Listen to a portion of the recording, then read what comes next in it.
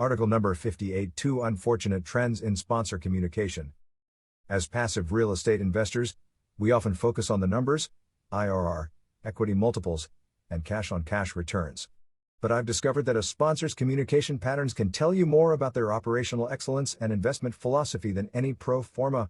Recently, I've observed 2 concerning trends in sponsor communications that every limited partner should understand before committing their capital. 1. Well-known sponsors ghosting investors. You've done your research, listened to the podcasts, read the marketing materials, and finally reached out to a reputable sponsor whose values seem to align perfectly with yours. Then, silence. Or worse, a pattern of canceled meetings and missed follow-ups. Over the past 4 months, I've seen this multiple times from different sponsor groups. I reached out 3 times to an investor relations contact, using a combination of email and texts, and was completely ignored by them. I still haven't heard back 4 months later, although I continue to get their automated emails. I had the investor relations contact cancel a meeting on me 3 minutes before it was supposed to occur because he had a more important meeting that he needed to be at. I suppose I should be happy that he at least let me know he was a no-show. I never bothered to reschedule since I clearly wasn't a priority. I had someone book a call with me using the link on the website to pitch their deal. That isn't why I have that link, but was willing to accept the call. Then they rescheduled it multiple times on short notice. They couldn't be bothered to keep the appointment that they made at a time that supposedly worked for them. I blocked them after the 3rd meeting request since it was clearly wasting my time to reserve the slot for them. In these cases, the teams were actively trying to raise money for their deals. I wasn't even trying to reach the primary sponsor or face of the organization, even when I may have been able to. The person I was trying to contact had the specific job of engaging with investors and following up with people who were interested. The impression I am ultimately left with is that my business is not important to these groups and that they are not serious about working with me. I have to admit that I was disappointed with the first 2 groups because these are well-known sponsors and based on the principles engagement in the broader community, for example on podcasts. I was looking forward to working with them. I had bought into their marketing and felt aligned with their stated values. Unfortunately, based on their actual behavior, as opposed to the marketing message they are trying to build their brands around, these are not companies that I want to do business with. The values that they demonstrated in person were very different than the ones they claimed to have. I wonder if these companies are victims of their own marketing success. Have they grown too quickly to be able to effectively engage with potential investors? It is certainly possible that this is the case, and I may reconsider working with them in a few years if they are better able to manage these engagements. In the meantime, my concern is that if their investor relations team is that overwhelmed, what does that say about their operations team? I definitely don't want to jump on board a ship where the core functions of the business are not operating smoothly. 2. The spray and pray approach newer sponsors are taking. On the opposite end of the spectrum, there's an increasing trend of newer sponsors taking a quantity over quality approach to investor relations. You've likely experienced this yourself, the LinkedIn message that jumps straight from hello to want to invest in my multifamily deal with 20% IRR. This immediate pitch shows a complete lack of interest in understanding how I want to deploy my capital. Given I have actively posted about the types of deals I am looking at, why would you think I care about multifamily in Atlanta, or a hotel in the Caribbean, or a development deal anywhere?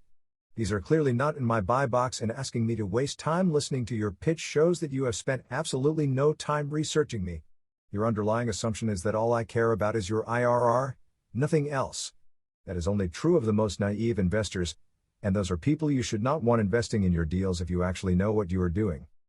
More importantly, pitching a deal when I have never heard of you and you have done no research implies that you don't care about building a relationship. You appear to be focused on solving your short-term problem of not having enough cash and don't care about me at all. But as Russ Gray says, it is never, ever, ever, never, ever about you. People do business with people they know, like, and trust. Given I don't know you, much less like or trust you, I have no intention of doing business with you. You have to earn the right to get my business. And that goes well beyond the empty promise of a high IRR. The reason that I blacklist these groups is that I do not want to do business with people who are trying to build a business around their needs instead of helping investors meet their goals.